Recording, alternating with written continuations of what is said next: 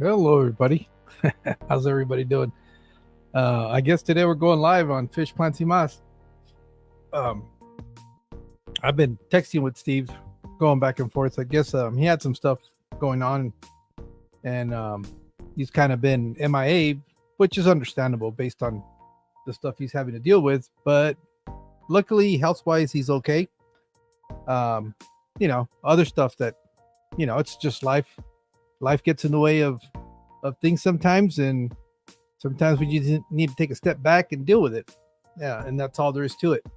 Uh, I know right now he should be showing up. I know he had a function, a family function. I think his son had a school event that he had to go attend to, and we had scheduled it for 8 o'clock.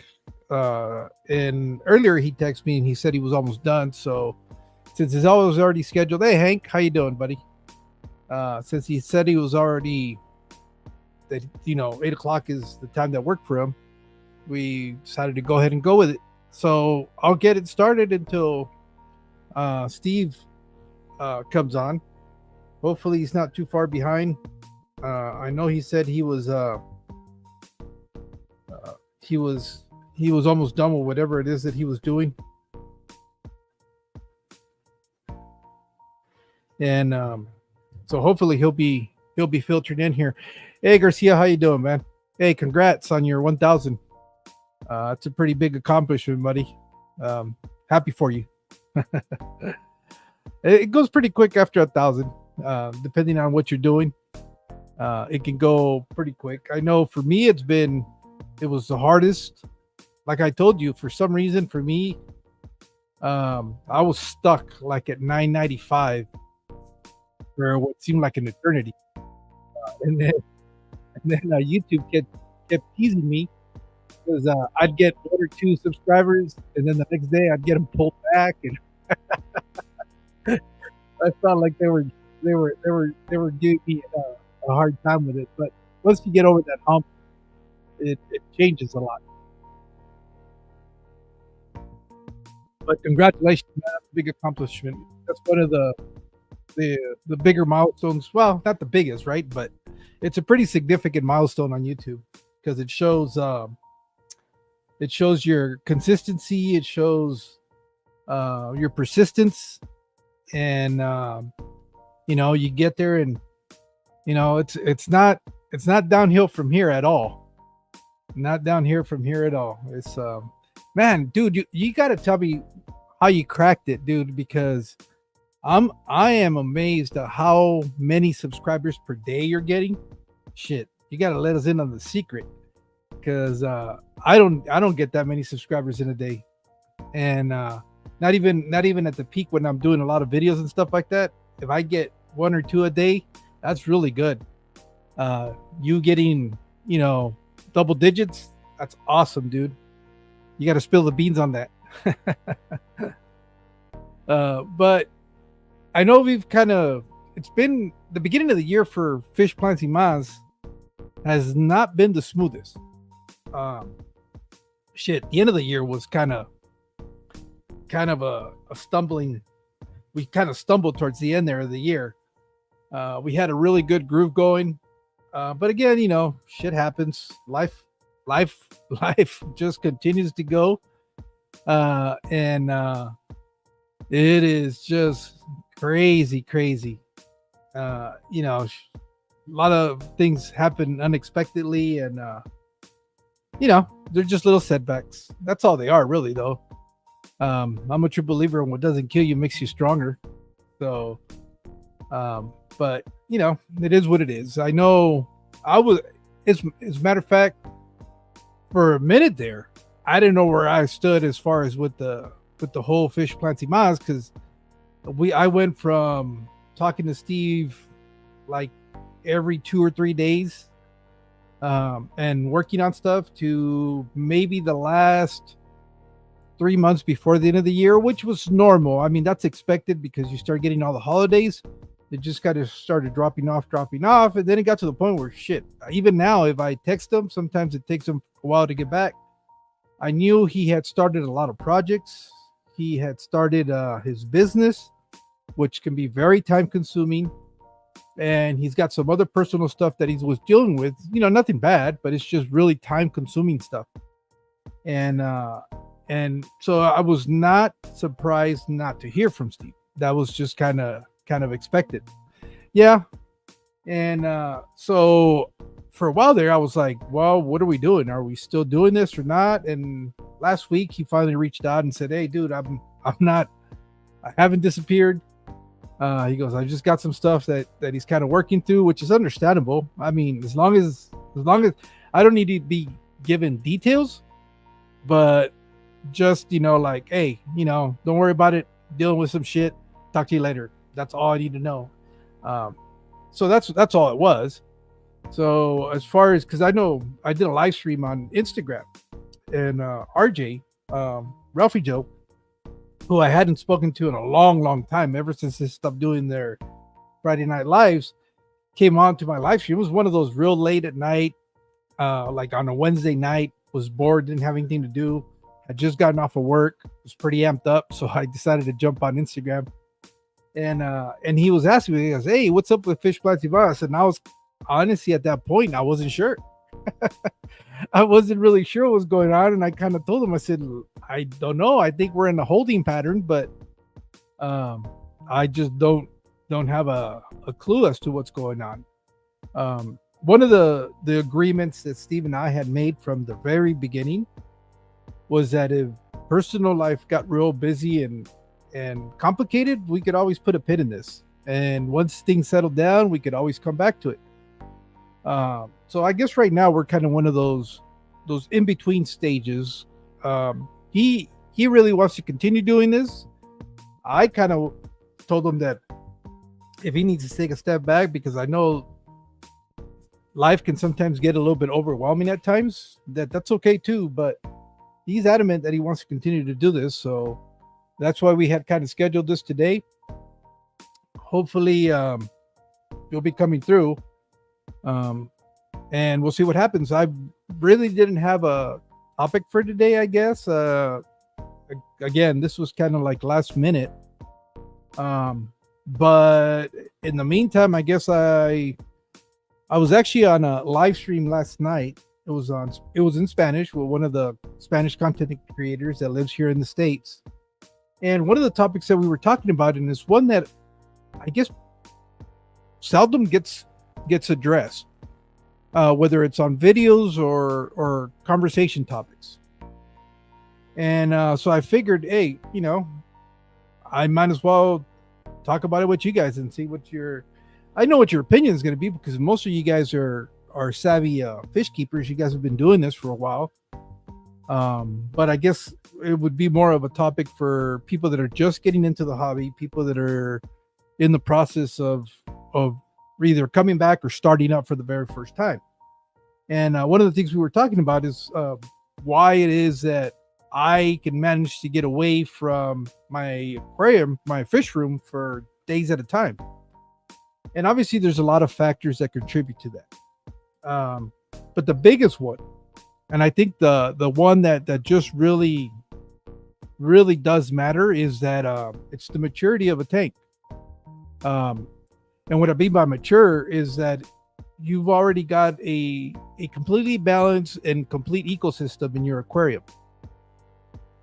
And obviously I am talking based on the experience that I have with the fish that I keep. I don't keep your big cichlids. I don't keep any of the, matter of fact, I don't think any of my fish are over 6 inches. Maybe the Severum that I have, maybe, because it's still small. But other than that, most of that is, at one point, the biggest fish that I had were the goldfish. But I moved those on to a pond with a friend of mine, because I wanted to make room in that aquarium for make it a grow out for the angelfish that I had. And so other than that, I guess the next biggest fish that I have are angelfish. And then from there, it's everything else is smaller.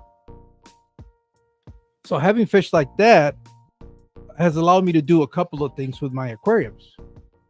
For one thing, I can keep like community aquariums. And by being able to keep community aquariums, you can keep fish, I can keep plants.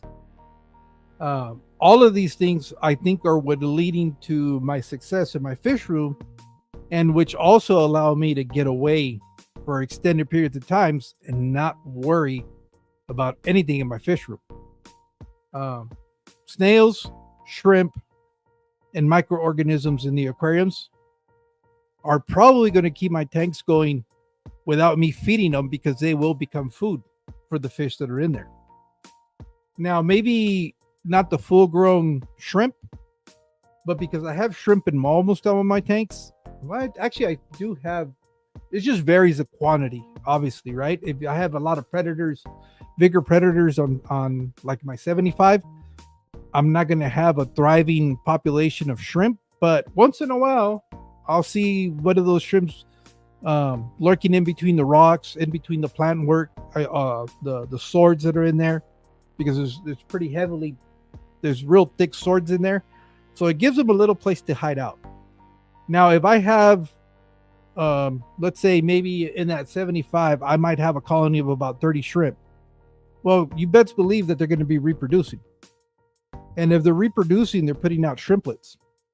And it never fails, these shrimplets, until they figure it out, one of them could wander out, and that becomes a food source for the fish. Especially if I'm not feeding. If I go an extended period of time without having to feed, let me see, it says it's a lot less stressful to actually be able to walk away for a few days or two. Well, yeah, and that was part of the conversation that I was having last night. Was the one thing that the trap that I had originally fallen into was being a slave to my fish room, or being handcuffed, not a slave, but being handcuffed to the fish room.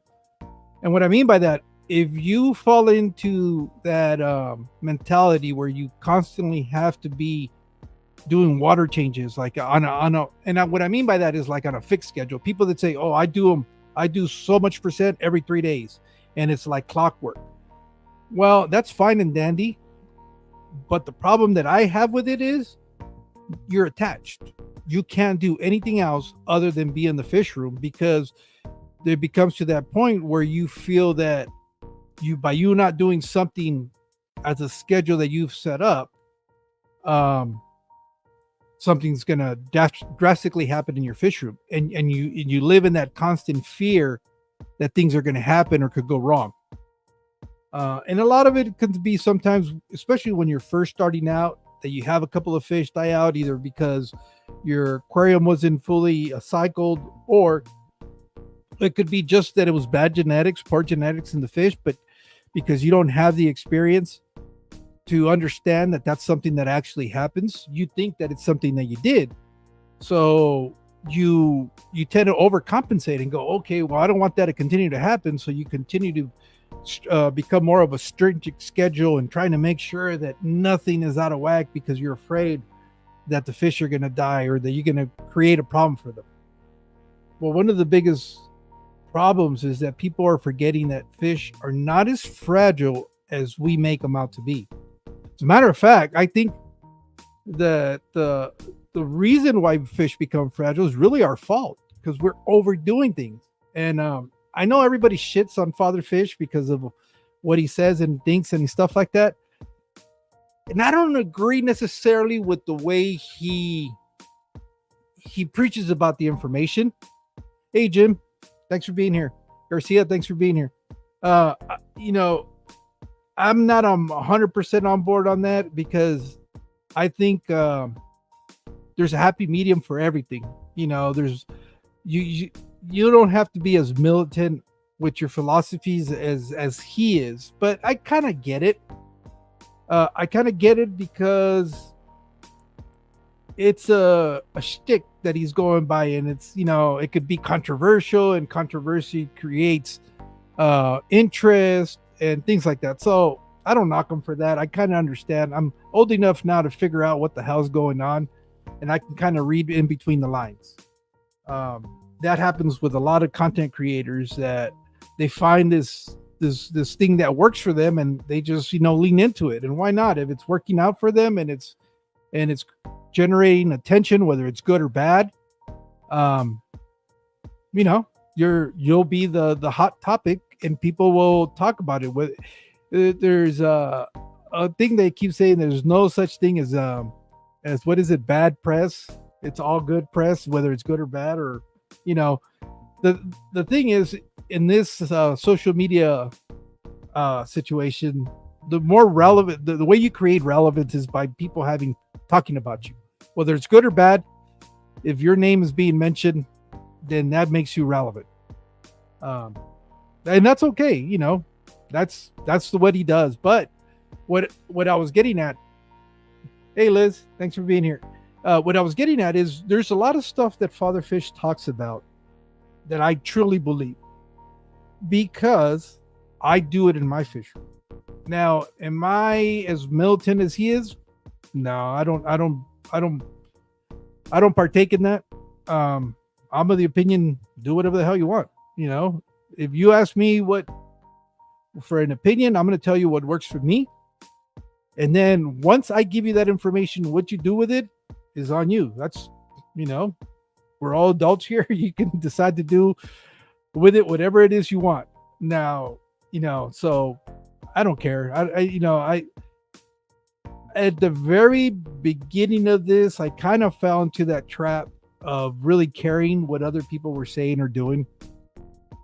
But that's exactly what it was. It was a trap that I've gotten to the point now where I've got my own stuff to worry about. I've got, you know, a lot of that stuff you find, you know, you start, um, and I guess this is something that people that are not privy to, that are not necessarily, I guess, in the content creator universe. And what I mean by that is, uh, I used to be a consumer. I used to be in the chats, listening, participating for a long, long time before I started doing any content.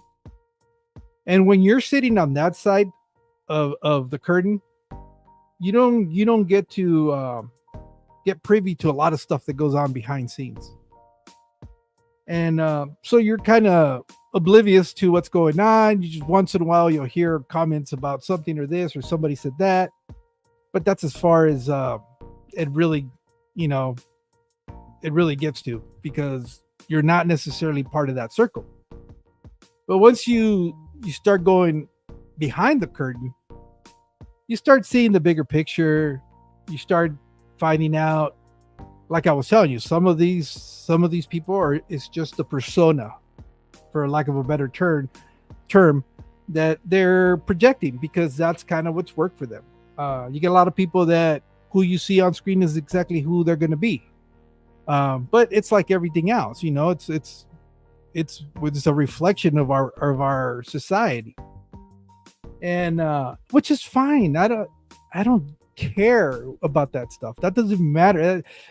That to me, there's more important things to be concerned about, and I think more important things globally that are going on, that I think are more president or more worrisome than if somebody is being controversial on YouTube, because that at the end of the day is not going to create a problem. Shit that's going around the world right now, conflicts that are happening right now, those are real, and those have dire consequences if they pop off. To the point where you or I might not be here in the near future if things don't play out correctly. Um, so, you know, I've got to the point now where I'm not going to sweat the small stuff. Um, it's just there's other more important things uh, to be concerned with. But like I was saying, some of the stuff that Father Fish talks um, about creating ecosystems in your aquariums, and that you don't necessarily have to do freaking water changes. I 100% believe in that, because I do that in my fish room. I think, and this is just me, my opinion, my observation, that the more that we baby our fish, the weaker they become. They are more susceptible to any changes, because we really do provide too much of a sterile environment. It's like, for example, I guess children. And the reason I talk about children is because they'll eventually go to the school systems. If you keep your kids isolated from the world, they don't get exposed to a lot of what's going out there. So the few times that they do interact with other kids, they always end up getting sick. And that's because they don't have any defenses. They don't have anything. They've been living in a sterile environment. Well, I feel the same way with our fish. I feel the same way with the fish when we're constantly doing these water changes on a strict schedule. That there's no, it's got to be every so many days, and that's all we're doing, and we're doing this percentage of water, and that's like almost religiously doing it. I think that at the end of the day could kind of be counterproductive, because if for some reason something happens where you can't keep up with that schedule, you've made your fish so unaccustomed to any parameter changes that they don't know how to adapt to what's going on, that they get sick. Again, you've kept them in a sterile environment, and they don't have that ability to adjust to changing situations. Obviously, what I'm talking about with my aquariums is I try to keep my hands out of them as much as possible, and I'll let them go weeks at a time where I don't do anything with them. I just let them, they're settled in. I've been saying this for the last year and a half, that what I do is I observe. As crazy as this sounds, well, it's not going to sound crazy to you guys, because most of you guys have been keeping fish for several years now. Hey, Keith. You've been keeping fish for a while, that you know exactly what I'm talking about, where you can look at your fish and you know what normal behavior is versus what isn't normal behavior. When you can tell when your fish are acting different. An example that I was using yesterday in the live stream that I was doing with that gentleman was, I come in here, and if I'm looking at my Buenos Aires tetras, I know that normal behavior for them is constantly moving back and forth in the aquarium, half of the water column up. And that's very normal for them. That's, if I see that, as soon as I walk in, I know things are fine. Now, I come in, and they're all at the bottom of the aquarium, not moving. And I don't mean dead. I mean just kind of like if they were Corridoras, just at the bottom, or they're all at the top of the surface of the water, and they're acting, they're gas, kind of like gasping for air. Those are clear indicators of erratic behavior for me. And that immediately is going to make me think that something's wrong. Other thing that I always use, the very first thing is, because this fish room is separated from the house, if I open that door and as soon as I come in here, I can smell something. And what I mean by that, whether it's like decay, or, for most of you guys will understand this, water that's been fouled, it has that swampy smell to it. It smells like mildew. If you're smelling those kind of things as soon as you walk in, that's an indicator that something is going wrong in the aquarium, in the fish room. So immediately I start checking observations. You start looking at the tanks. You start looking to see if there's any fish that are dead or floating or something. You're looking for signs that could give you clues as to what's going on. So that's kind of immediately. But if I walk in here, it doesn't smell like anything, which is good. Then I'll sit here and I'll start just kind of doing a visual inventory, see what's going on. I start making sure that everything looks normal. And once I do that, if I see that, if I can remember when was the last time I did a water change in an aquarium, I might do something like that. Or the reality is, I like to enjoy my fish. I like to enjoy my aquarium. I don't necessarily have to be having my hands in them for me to enjoy them. So I can sit here and relax, watch them, listen to a live stream, chat with people on the live stream, do a bunch of other stuff, edit a video, everything else. But the idea of having a fish room for me was to be able to enjoy it. So that's one of the things that I really like to do, is I'll come in here and I'll sit here and I'll just observe. As a matter of fact, to me, I think as a hobbyist, it's one of the more important things that you can do is observe your aquariums. Let's see, I get an earth smell in my fish room. All my fish are healthy when I can smell that. But when I smell something out of the ordinary, I know. So yeah, that's what I'm talking about. It's just there's a certain clues that because you've had your aquariums for a while, you can kind of pinpoint. And it's something that if you talk to a person who doesn't keep aquariums, they're going to look at you and, what do you mean that it smells different? What do you mean that the fish are behaving weird? What do you mean that the water looks different? It looks, is it cloudy? Is it there's not that clarity that you're used to watching in your aquarium. But that's only stuff that we as hobbyists can relate to because we've been doing this for a while. We've all experienced these things, and you can understand when I say, yeah, I see erratic behavior. Yeah, I see, I can smell or perceive odors that are different than the normal common odors. Again, but that just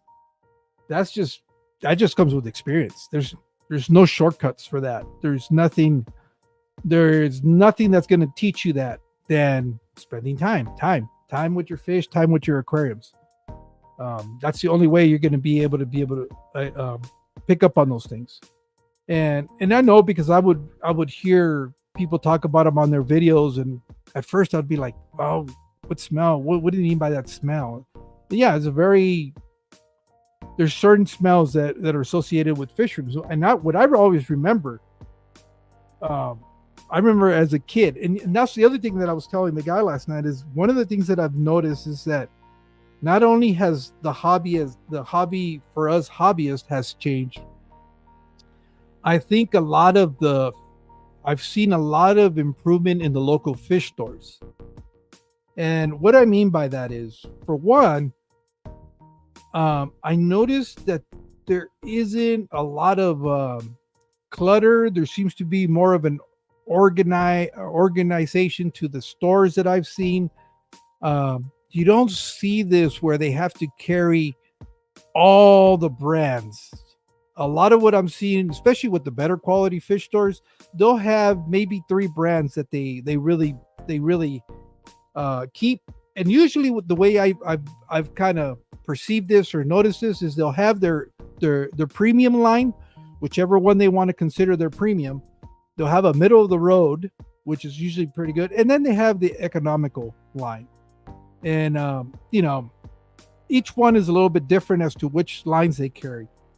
But I've noticed that instead of trying to keep all the different types of fish foods and all that's out there, I'm noticing, like, for example, the last store I did in Vegas, that was one of the things that stood out to me is when it came to products, they seemed to keep like 3. And there was always going to be a premium product, a middle of the road product, and an economical product. Now, don't be mistaken that because you're paying less for a product necessarily means that it's a bad product. Usually, a lot of the times, what it is that it's probably a product that doesn't have the name recognition, and they're trying to break themselves into the market. Or even, like, for example, let's talk about Tetra as a brand. One of the biggest food brands out there. And yeah, there's a lot of their foods that are not would be considered premiums. But I'm going to tell you which food that I swear works, and I haven't had a fish that won't eat it. It's the granules, the tetracolored granules. I don't know what it is about that food, but fish will go to it. Now, maybe that's a poor example because it used to be inexpensive. It used to be an economical fish food. You could get that big can for under $10. Now there's a couple of things. One is hard to find unless you go online. A lot of these other local stores don't carry it. And if you find it, it's costing you like $25-$30 now for the same kind of food.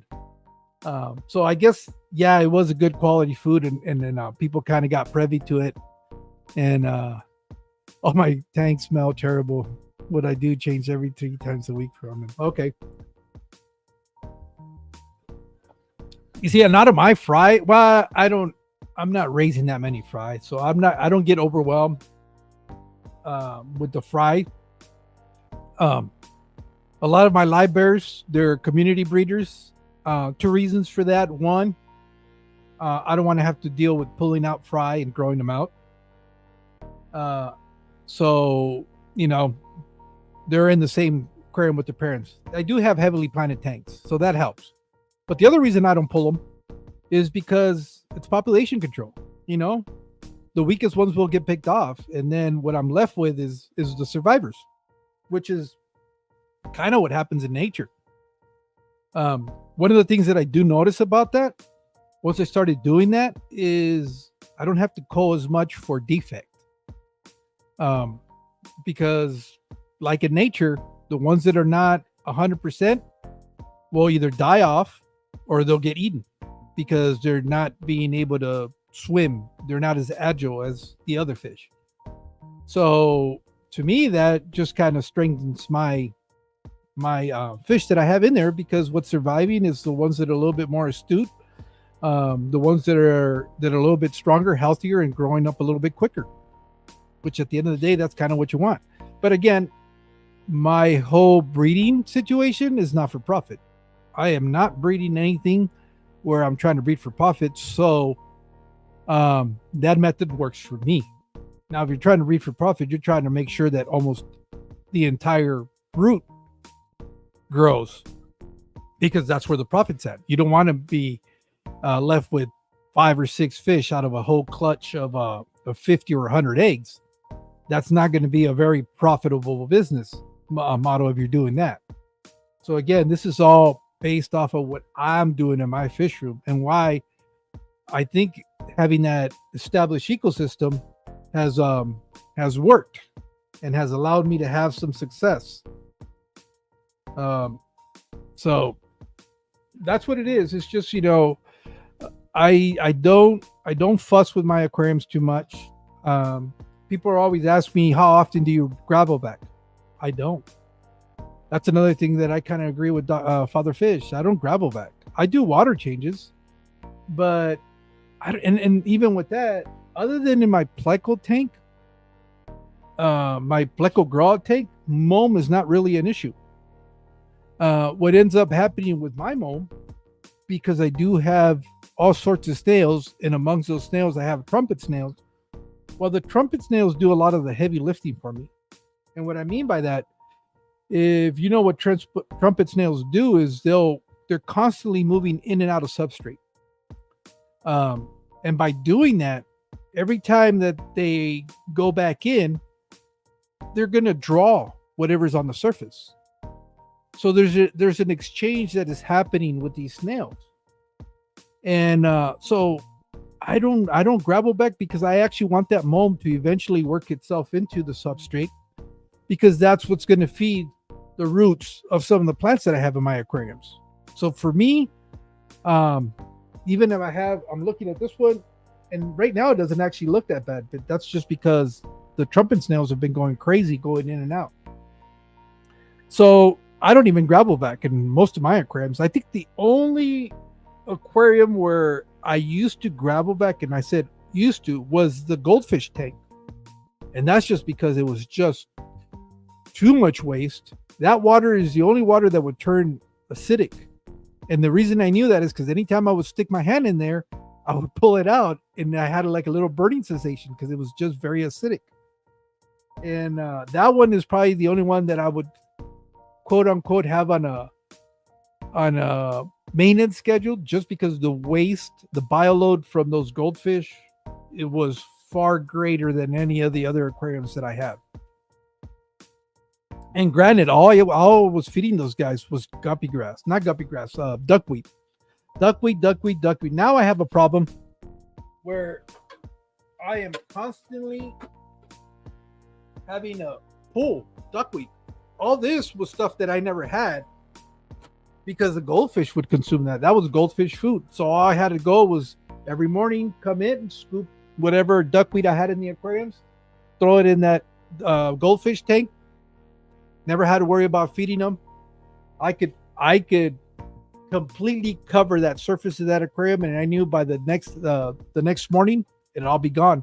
I'd have a bunch of little green turds floating in the bottom, but that was it. It was, and I think that's one of the reasons why I also never had any issues with digestion for those fish, because it was just natural plants that they were eating, and as they were eating it, they were putting it back out. That's just the way their digestive system works. So I wasn't having any issues with my goldfish when it came to like swim bladder issues or being impacted. Never. And a lot of it, I think, really does boil down to, one, what you're feeding them. And I think also the other thing that we're really guilty of is that we tend to overfeed. I've heard this myth that because, and this is, I want to say, from people that are just regurgitating information and they never really kept goldfish, that they say, oh, you can't let them be gulping at the surface because that's bad for their digestion, because they're sucking in air. What do you think the guppy grass was all that time? That was never an issue. I think it's more of the food that we're feeding them, because it has so much residuals. You have a lot of ash in a lot of the foods that we have, so it's stuff that they can't. There's no nutrients for them to absorb, so there's waste. And I think that's where the problems comes with a lot of our fishes. A lot of our fishes that get blout and stuff like that, I think it's really we're overfeeding. We're giving them too much food, more food that they can digest. And sometimes the qualities of those ingredients are not necessarily the best. They don't have a lot of nutritional value, and that's why they kind of get impacted. But it is what it is, I guess. But that's, once I figured out that I didn't want to be trapped in my fish room, I started playing with the idea, okay, let me see what happens if I don't feed my fish in 2 days. Because there's always that fear, oh, I'm going to end up starving my fish out. Hey, buddy, what's up? Got my grandkids over for the weekend. You want to come over here? You want to say hi? Hi. This is Leo. He's a younger one. He's got his brother is Dom. What are you doing? Watching the fish. Okay, go watch him. And so I started playing around with the idea. Okay, what happens if I don't feed in a couple of days? Nothing. I looked. Everything was fine. Fish are okay. And then you start thinking about, okay, well, fish get shipped, and when they ship them, I've heard cases where they've been in transit for a week, and granted, they're in smaller containers of water, and they still make it. They get here, they might not be in the best of shape, but they make it. Now you have your aquariums, which are much bigger, and the water quality is better. Well, then I started saying, all right, let me see what happens if I can go 4 days and I don't do absolutely nothing. I don't feed anything at all. And of course, nothing bad happened. The fish are still fine. They're doing their thing. So it got to the point where, all right, here comes the real trial. Let's get away for the weekend. So we got away for a 3-day weekend. And even though I had already experienced not feeding for a few days, there's still that concern that's always that it sits in the back of your head that you're going, okay, what's going to go wrong because I'm not here? Well, the probability of nothing bad happening are high. They're higher than something bad happening. So I went away, came back, everything was fine. It was like if I had not missed a day. So after that, the next trial was we went away for a week. I had to help my daughter move when she was in Vegas. And that was the one thing I said, okay, well, I haven't done 5 days. let's see what happens. So that was a little bit less stressful because I had already done the 3 day weekend getaway, and I had already done 4 days here. I said, what more day is not gonna? It's not like by day 4 when I was doing it here in my fish room, I noticed a big down downside to the fish. Don't smack them because you can scare the fish when you hit the glass. And so I did that and came back again. You know what I knew was going to happen happened. Nothing. Everything was fine. So you just learn. Sorry about that. You just learn that you can have a normal life, still be able to keep fish. Because I don't know how many times I hear people saying, "Oh, I can't go here because I don't have anybody to watch the fish." Well, I'll tell you what. Why don't you try this at home before you go on vacation? Say that you have something that's coming up. Sorry, excuse me. Why did you try it where you have a? Excuse me. Sorry about that. I don't know what's going on.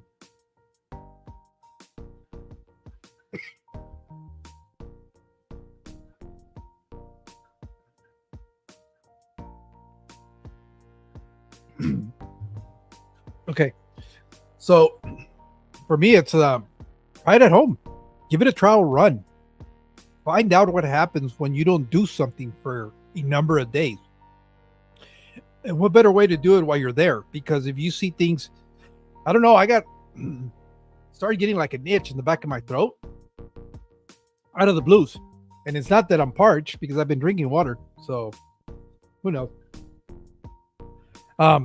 Try it out. If you know you're going to be away for so many days ahead of that event happening, start doing it in your fish room where you can go, okay, I'm not going to do anything. I'm not going to, if you're one of those people that you have to do water changes every 3 days, well, go 4 days and see what happens.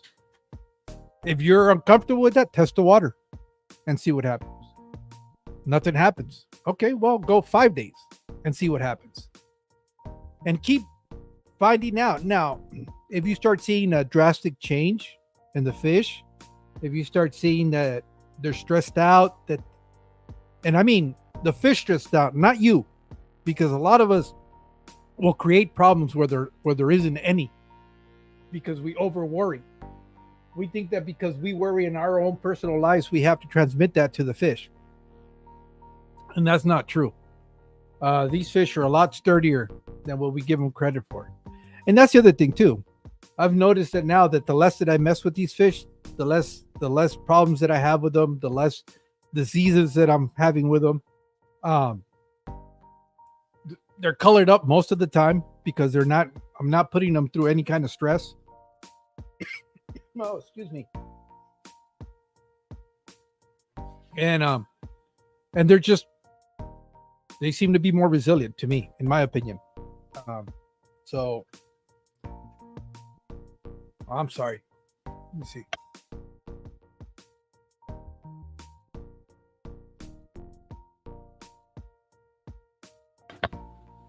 I don't know. I guess I must have had something in the back of my throat, or it is kind of dry in here in the fish room right now. There's only like 15% humidity. And I've got all these aquariums around me. So it is a very, very dry day. As a matter of fact, I can see the water evaporation. Last night, I had topped off most of these aquariums, and you can already start seeing that our weather is starting to change because I'm losing about an inch and a half in 24 hours. So we're getting to that time of the year. It's actually 89 degrees in here. No wonder I feel like I'm sweating a little bit. But I think that that's one of the things that I don't hear a lot of people talk about is just, let your aquariums balance out, mature.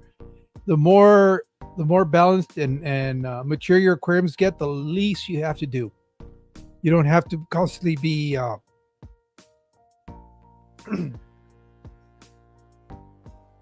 Can't be getting sick, am I? Nah, it's probably allergies. And oh, you know what it was? Damn it! It better not be that I'm getting sick. That's gonna suck. Because we did go to the Children's Museum today, and there was a gang of kids. So here we go. I live in a sterile environment. What I mean by that, I don't have kids that go to school anymore. I only go to work and go shopping. And I live in a part of town where in relation to everybody else, the children population is a lot lower in this side of town. Most of the people that live in this neighborhood look like me or older. So I guess I am going to be a case study for that. I got to go to hang out with a bunch of little kids, and I might have picked up something. I hope that's not the case, because I hate being sick. But this is becoming a little persistent cough that it's more than just my throat being scratchy. I hope it doesn't become anything more than that. But yeah, that was just kind of it. Other than that, I don't really have a whole lot. Like I said, I didn't know what we were going to do. I thought Steve was going to be here and we were going to talk about what he's been up to. But I guess, again, life just happens. So I don't have a whole lot to say. Well, that's not true. I talked for more than 45 minutes already. But I just want to say thank you guys that came out. Just be aware that I guess Fish Plants y Más is still happening. I guess we're kind of like in a transition period because I know we were going from having regular guests and having very topic specific kind of things to, just casual conversation. But I just want to say thank you guys. And I guess as soon as I find out what's going to happen, then I'll go ahead and start programming stuff and hopefully get back on board. So with that, thank you guys for coming, and I'll catch you guys on somebody else's stream. You guys take care. Thank you for your time.